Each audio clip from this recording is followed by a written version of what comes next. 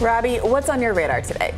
Well, Brianna, the federal government's vast and disconcerting campaign to curb politically disfavored speech on social media has finally encountered a setback. On Tuesday, District Court Judge Terry Doughty ruled against the Biden administration in a pivotal free speech case brought by Republican attorneys general on behalf of individuals punished by social media companies at the behest of the federal officials.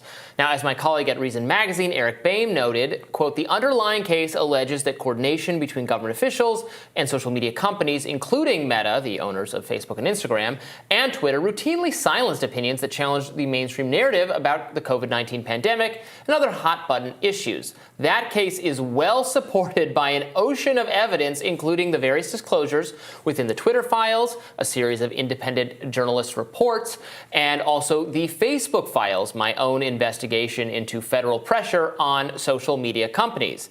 Now, the hundreds of messages sent by employees of the FBI, the Centers for Disease Control and Prevention, the Department of Homeland Security, other agencies, and the White House to moderators at Twitter, Meta, and Google make clear that the federal government pushed the platforms to suppress dissenting viewpoints on a whole host of topics. Doughty's ruling is a preliminary injunction that bars federal agencies from engaging in many, though not all, of these behaviors. So the outcome has alarmed mainstream outlets like the Washington Post and the New York Times, whose reports included quotations from internet security experts fretting about the federal government's diminished ability to police speech online.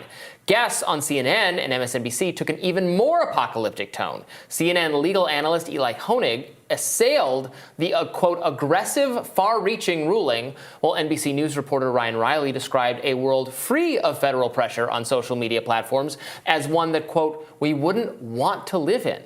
Riley also fundamentally underappreciated the scope of the pressure campaign, telling MSNBC viewers that, quote, it's not as though the FBI has been going in and saying, hey, take down that post. No, seriously, let's watch what he said. Through kind of the parameters of this injunction. Yeah, I mean, so it basically has some limits on what exactly the FBI, I think, most essentially is able to do. And I think that, you have to take a step back and acknowledge what the reality is about how the FBI has been interacting with this. And just look at January 6th itself, for example, right? It's not as though the FBI has been going in and saying, hey, take down this post, hey, take down this post. That's what they're alleging, but there's just not a lot of evidence to support that. And basically, we've had a situation where some politicians are making any contact between social media companies and the FBI or law enforcement seem problematic in some way. Au contraire, despite what Riley just claimed, the FBI has done precisely that. For instance, the FBI frequently flagged joke tweets about the 2020 election, the election date, asking moderators at Twitter to take them down. The White House itself did the very same thing. As Doughty points out in his ruling, White House Digital Strategy Director Rob Flaherty personally appealed to Twitter to remove an account that parodied Biden's granddaughter. Quote, this is from Flaherty, please remove this account immediately. 45 minutes later, Twitter did just that. So if the judge's decision prevents federal employees from engaging in such heavy-handed muzzling, that would be a welcome relief. Unfortunately, there's reason to doubt that the decision will meaningfully constrain the feds. That's because the judge also drew up a list of actions that are, quote, not prohibited by this preliminary injunction. And this list could reasonably be read to permit the very sort of behavior, jawboning, that has produced the censorship. The judge's terms, for instance, allow the federal government to notify social media companies about threats to national security, criminal efforts to suppress voting, foreign attempts to influence elections, and communications that intend, quote, to detect, prevent, or mitigate malicious cyber activity. It's worth recalling that prior to COVID-19, many of the communications between the feds and the platforms, well, they concerned precisely those subjects, purported foreign influence, malicious activity, etc. When national intelligence officials cautioned social media companies about the New York Post Hunter Biden laptop story, for instance, they cited the threat of foreign election interference, efforts to purge social media of so-called Russian bots, which was in actuality a crackdown on legitimate speech expressed by real Americans, well, those were conducted under the auspices of malicious activity prevention.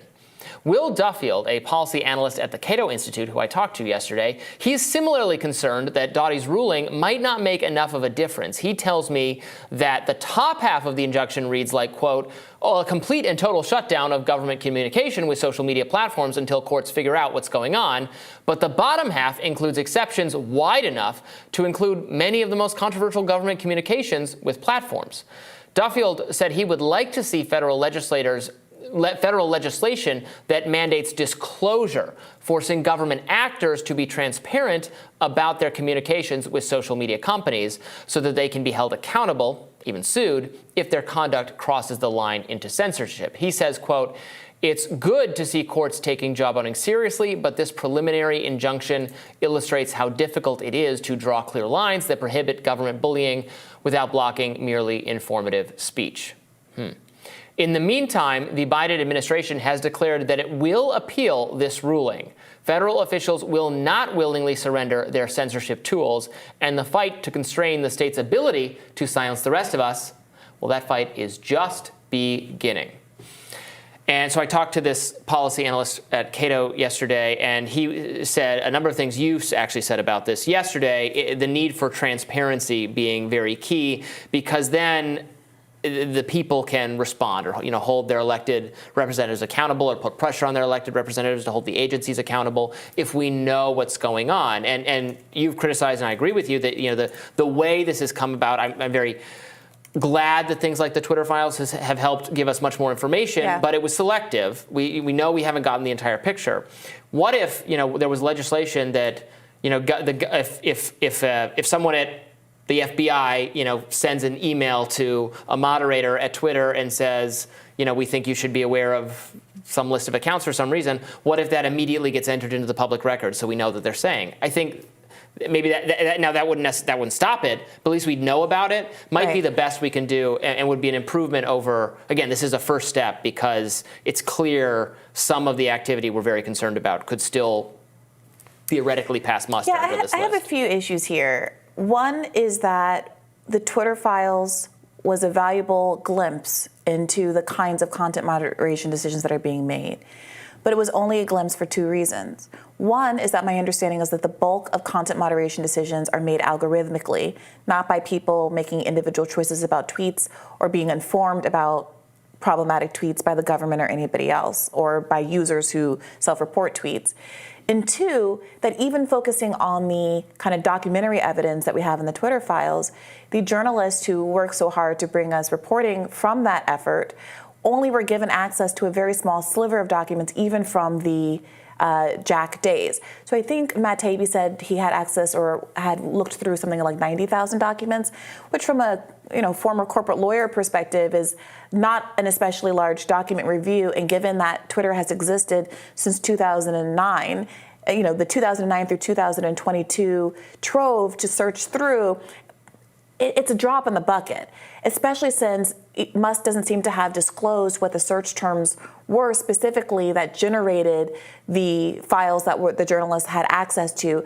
And there was no specification in any kind of privilege log to talk about what was withheld from what the journalists were able to look through. So there's a lot of unknowns there about how much more there is to know. And then the other issue is we know nothing about what Twitter's content moderation behavior has been like, other than what we can see, right? We can see him censoring the Elon Jet sites. We can see the inconsistencies around some of the high-profile people who were censored and let back and then censored again.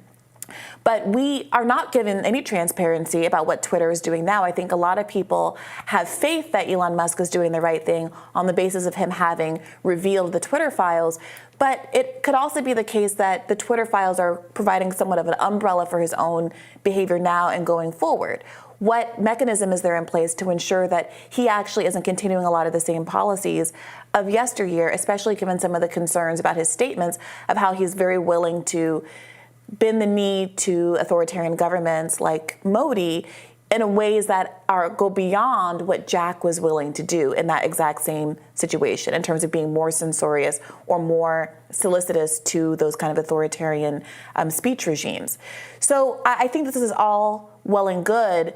But we need to keep our eye on the prize and remember that the work that the Twitter files started was just the tip of the iceberg, and that if we're genuinely invested in having a free platform where people of all ideological stripes are making decisions that undermine the speech of an important public forum, this can't be an explicitly partisan effort, and this can't be an effort where we just happen to trust the billionaire because he said the right things sometimes to keep our interests at heart. There have to be neutral mechanisms that make all of these people transparent and accountable.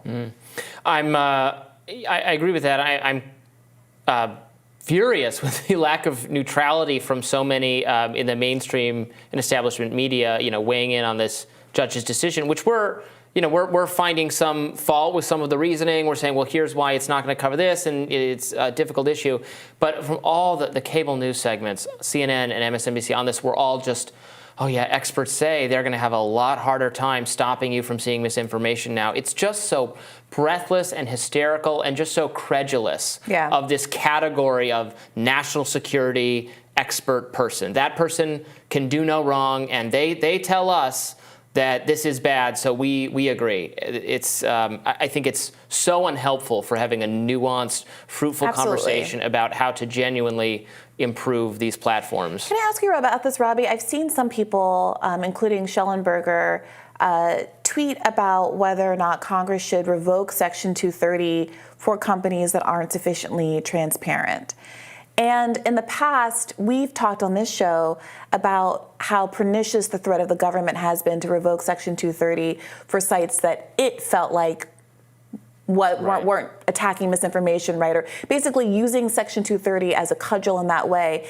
Even if we disagree with the government's, with let's say how Meta might be running its version of Twitter, what do you make of using the Section 230 threat as a cudgel in this context? I oppose it. That's exactly what I mean. That's part of the argument against the social media censorship regime has been, Joe Biden and his deputies threatened to take Section 230 away from the sites unless they did more to suppress COVID contrarianism. Yeah. That was wrong and bad. And also, the immediate, whatever you think about, if you're mad at the companies, you don't like that they have this protection, the immediate effect of changing Section 230 or taking it away would be a vast silencing, would be that the platforms would have to censor more speech because they can't take on increased liability. Yeah. It's not pointing out the double standard that they have this protection that other media companies don't have is fine. But again, I'm a free speech absolutist. I'm not obsessed with the concept of defamation being protected anyway. And I would sooner extend this protection to other entities than take it away from the ones that have it, because taking it away would just, again, effectively, it would silence millions of us. Well, Schellenberger is a friend of the show, and I look forward to having an opportunity to talk to him about what he means here. But it is concerning to me that this looks like, based on politics, deciding that a tool, which I think we agree was a bad one to use to try to get your way on these apps, suddenly being seen as the right thing to do, revoking Section 230 when it's attacking an app like, say, Meta's app, which one might not like for political reasons. And he said he wants to do that or impose transparency. Yeah. I would just say, so let's not take away Section 230, and I would support Congress. Congress should impose the transparency on the government side of it, because that would be less subject to, if you impose transparency on the company, company could sue you for That's going to miss some stuff too, right? Because companies make independent decisions. Part of what was so not funny, but ironic about the Trump censorship, pulling Trump off of Twitter decision the Hunter Biden decision, was that the Twitter files revealed that it wasn't that the government had to say, take the Hunter Biden files down. It was that they had done so much work leading up to it, talking about the risk of election interference and Russian interference, that it was already incepted into the brains of the Meta people. But that stuff is what I want to see. I want to see those kinds of communications. Sure, but also there's the kind of the argument that Twitter was this liberal bastion and that everyone who worked there was inclined toward content moderation decisions that were just more liberal in nature is also not going to be captured any natural Sure, bias is not going to be captured. And that was by my that sort of notion, thing. but that notion was gradually undermined by seeing so many email exchanges between moderators and the FBI where they say, oh my God, more of this nonsense. Yeah. So I would like to see more of that going forward. And we will have more Rising right after this.